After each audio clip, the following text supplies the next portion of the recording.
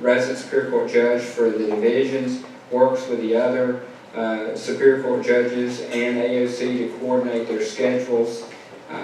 They certainly are not going to be assigning judges from one end of a division to the other, but it will allow for greater flexibility. I think last fiscal year you had close to 180 times that AOC authorized a Superior Court judge, gave them a commission to hold court outside of their division. It's already happening today on a number of occasions. I think this will alleviate some of that by allowing them to stay within those divisions, these larger divisions.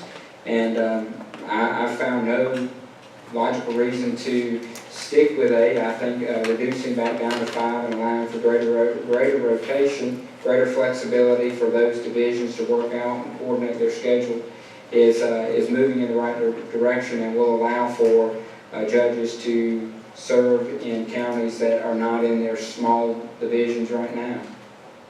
Representative Burr and Senator Blue, if it's okay, I think Senator Bishop is chomping at the bit right now to ask a few questions, and then we'll get back to you if you have additional ones. Before we do that, Senator Randleman had called in. She's a member of this committee and had to be at home today due to a conflict, but for the record, she wanted the committee to know that she is listening in remotely and engaged in the process, and I told her if she had any questions, which she may, then I'll be glad for her to text them to me. But in any event, Senator Bishop. Thank you, Mr. Chairman. I'm glad she's with us in spirit. Representative Burr, I've heard some harsh attacks on your plan on the floor of the Senate, and I first hope your feelings aren't hurt by it. But have you undertaken this as some sort of an evil partisan plot? Thank you for the question, Senator Bishop. No, sir, that's not the case. I have been aware and concerned about these issues for some time. I've attempted to address some of them locally with more local focused legislation concerning judicial districts in my area, but as you look and examine and as I further studied and looked at the population disparities, have seen that there's a need to update this, and that quite frankly the can's been kicked down the road long enough, and that this is about updating this policy to make sure that it's best serving the citizens of the state of North Carolina.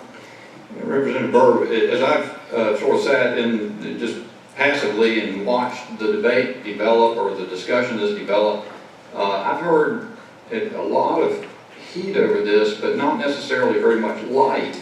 So you've laid out these fairly horrendous population imbalances. The one in Mecklenburg, I'll tell you, I served in the House one term before coming over here. This is my first term here. And staff made meal in Burr County. Even then, it's just something I think people haven't gotten to, as you say.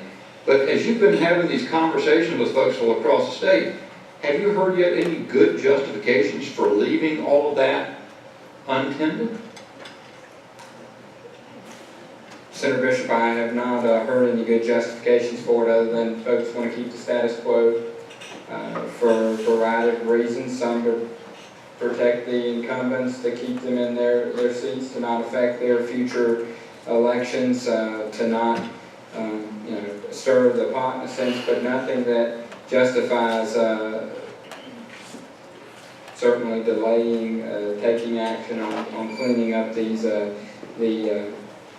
the issues that I've raised today with the district. Having been through this process so far, do you see any advantage to sending this to some committee for a few years? No, sir. Did you draw a partisan gerrymander? No, sir. Did you draw a racial gerrymander? No, sir. Have you considered or evaluated on the House side whether there are Voting Rights Act issues with this plan? I have looked at that and have had no case pointed out to me or made to me to show that there's any issues or any problems with the proposals in House Bill 717 at this point.